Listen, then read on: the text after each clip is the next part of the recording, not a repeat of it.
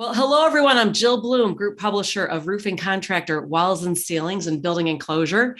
And thank you so much for whether you're listening or watching. And I'm so excited to be here with Trent Cotney with Adams and Reese. Trent, thank you so much for joining me. Hey, Jill, it's great to be here. Yes, we are moving along, almost end of May here. So, lots of things happening as always. But I wanted to stop for a minute and just talk about fraud in the industry. Art Eisner and I have been talking, and we've got a big article that we're going to be working on, just covering fraud in the industry because it covers so much. It's so much, everything from like what you and I were just talking about, from one guy just grabbing a bundle of shingles to do a repair to people that are in prison for many, many years. So I guess my question for you is, Trent, if I'm a contractor and I'm an owner of a company and I have a gut feeling that something just doesn't seem right, I guess, what do you do? But most importantly, how should I handle fraud if I find it? Yeah, so fraud is out of control in the roofing industry. We get calls every single day with some type of misappropriation, identity theft. It can be as simple as, competitors using your logos or likenesses on trucks and out there for advertising. And all those things impact your ability to make money, but also impact your reputation. So understanding what to do when you have a situation that involves fraud is critical. One of the things I really recommend is make sure that you got an SOP in place that talks about who you should contact. Like, clearly, if you've got an issue that involves your banks, you want to make sure that you notify them. I always say that in order to be a roofing contractor or anybody in the walls and ceilings industry, you've got to have a good accountant, a good lawyer, and a good insurance agent. And it's important to have all those on speed dial, because depending on the nature of the fraud, you may need to get one or all of them involved in order to help remedy it. The next thing that you want to do is always have 2 points of contact. Big believer in two-step authentication on any sensitive information, not just credit cards and banks, but anything where people can get access to your CRM or to other stuff that could result in any kind of identity theft or potential cyber fraud, that kind of stuff. So just being mindful of the situation and sort of game playing the vulnerabilities in your systems, I think, is really important to help prevent that. Yeah, very good advice. And something else, kind of switching gears a little bit.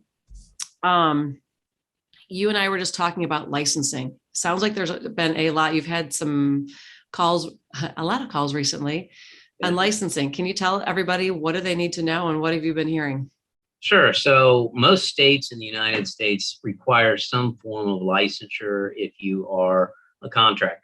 Okay.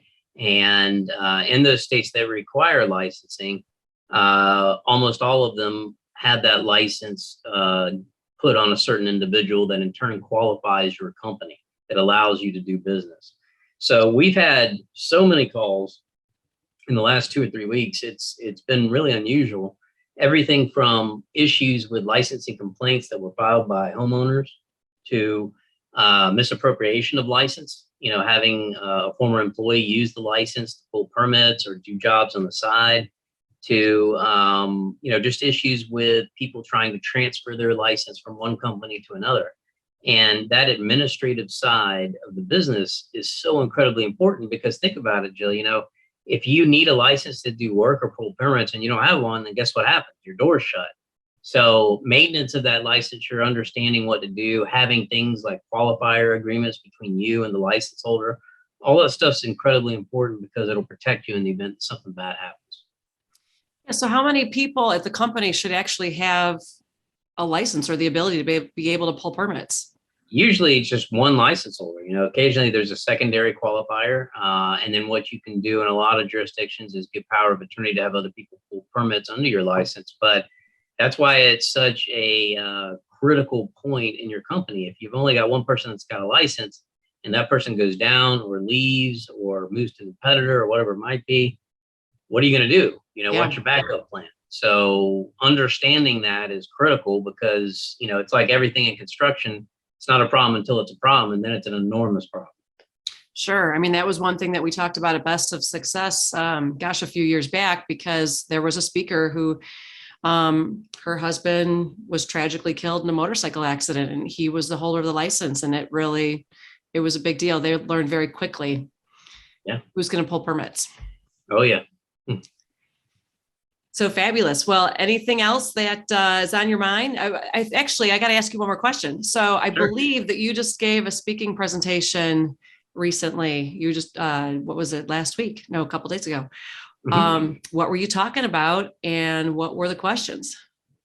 So I spoke with Associated Builders and Contractors yesterday on OSHA defense tactics, and met with their safety committee. We had all the safety professionals for a lot of the contractors and trades there. And it was a great opportunity because I kind of turned it into sort of a Q&A. I like answering questions a lot more than I do speaking. So it was a lot of really thoughtful questions about what to do and how to approach certain situations on job sites, especially where you've got multi-employer type issues, where you've got a prime contractor and multiple trades. How do you deal with your customer? All those types of things. We really got granular on it, and great presentation. I had a lot of great feedback. I'm still getting emails today that I got to answer, but it was really good. It was good seeing everybody.